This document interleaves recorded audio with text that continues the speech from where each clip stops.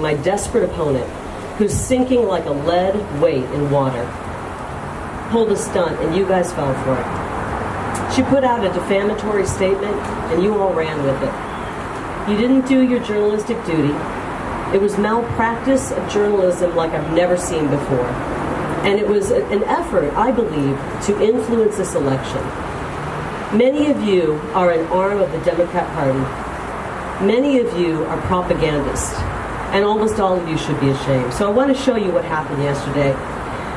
My Democrat opponent put out a statement. Where's our board here? Right here. She put out a statement. Actually, can you tilt that this way, really? While I'm meeting with police officers and firefighters working to make sure that our state is safe, she's pulling stunts and you guys are falling hook, line, and sinker into it. She puts out a statement about a petty theft that happened at her office.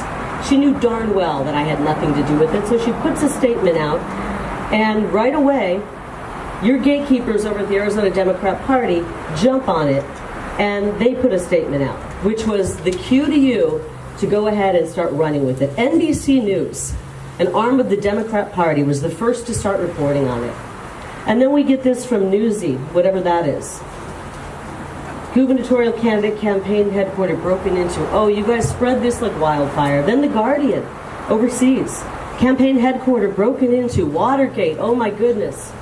And then Axios, with our local reporter, Jeremy Dutta, runs on it. Can't wait to get it out. Does absolutely no fact checking. Runs with the fake news. Let's leave it there for right now. You got to do better, guys. We were 13 days out from the election, and you're trying to influence this election, much like you did in 2020 when you refused to cover Joe Biden's criminal son, Hunter Biden's laptop. You refused to cover that. You refused to cover the evidence that was on that. And this time it's the other way around. You're taking completely bogus stories and you're running with it. It's absolute fake news. I want to show you this.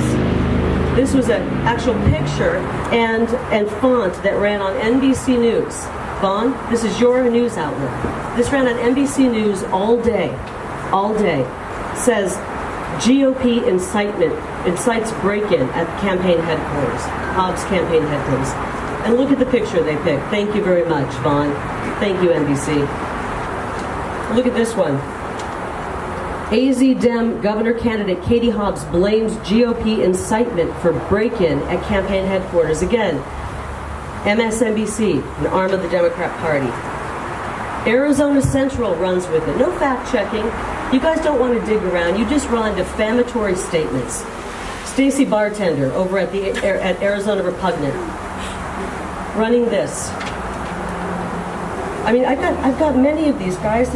It's embarrassing. KOLD. It's a direct result of concern, campaign lies, and intimidation, blaming me for a break-in.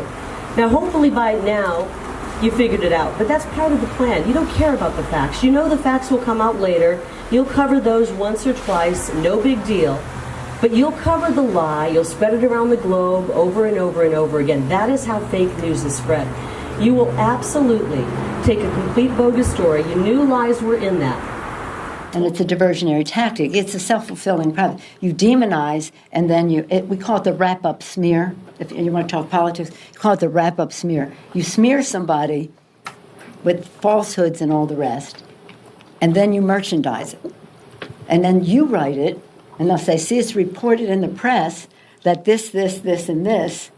So they have that validation that the press reported the smear, and then it's called the wrap-up smear. Now I'm going to merchandise the press's report on the smear that we made. And it's a tactic, and it's self-evident.